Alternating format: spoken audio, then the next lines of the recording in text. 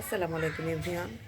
আমি আজকে দেখাবো আপনাদের দুইটা ডিমের রেসিপি, মাছ ছাড়াই স্বাদে ভরপুর রেসিপি, কুমড়ো আর আলু। আর এখানে আছে মরিচ বাটা, জিরা বাটা আর পেঁয়াজ বাটা, একটা পেঁয়াজের সাথে একটা রসুন বাটা। রসুন বেটে নিয়েছে। প্রথমেই আমি চুলাটা অন করে দিব, তারপরে দিয়ে দিচ্ছি দারচিনি আর এলাচ। এখন আমি এটা গরম করে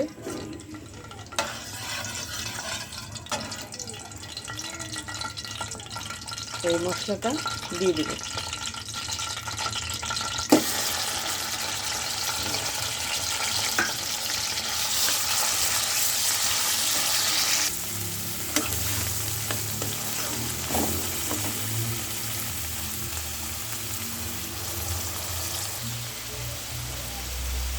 দিয়ে দেবো হলুদের গুঁড়া, লবণ। অনেক সময় বাসায় নিজে মাছ থাকে না, আবার থাকা অবস্থায় মাছ প্রত্যেকদিন খেতে ভালো লাগে না, তারা এইভাবে ট্রাই করে দেখবেন, খেতে অসম্ভব ভালো লাগবে।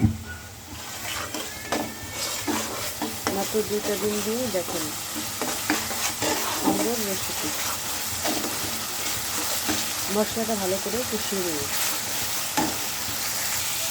মশলাটা আমার কষিয়ে নেওয়া হয়ে গেছে। এখন দিয়ে দেবো আমি এই কুমড়ো আর আলু।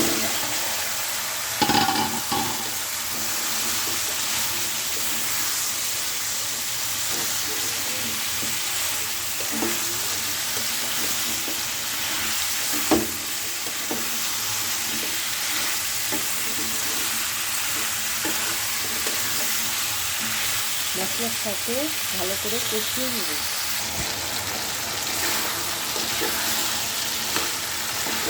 যত করে সুন্দর করে কষাবেন আপনার মশলা আর সবজিটা, খেতেও আপনার তরকারিটা মজা হবে, টেস্টটা বেড়ে যাবে।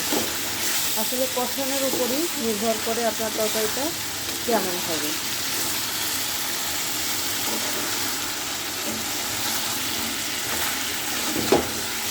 মশলাটা সুন্দর করে কষিয়ে রাখলে তরকারিটা এমনিতেই সুন্দর হয়।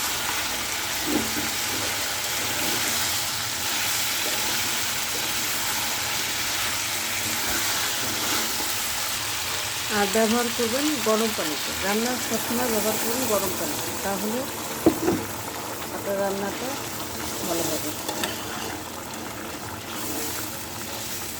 দেখেন আমি 2টা ডিম ভেঙে নিয়েছি।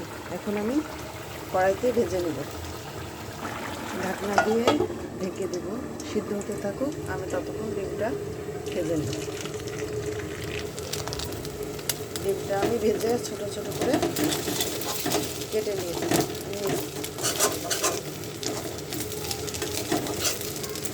ছোট ছোট করে এভাবে কেটে নেবেন।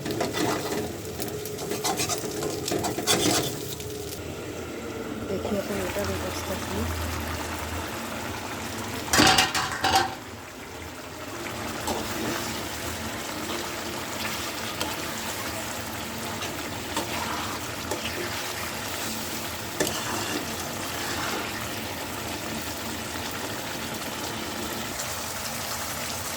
আমার সিদ্ধ হয়ে গেছে। এখন দিয়ে দেবো আমি গরম পানি, ঝোলের জল।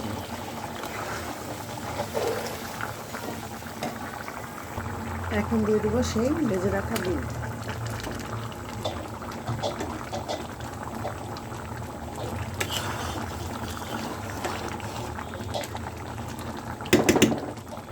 জাল হতে থাকুক।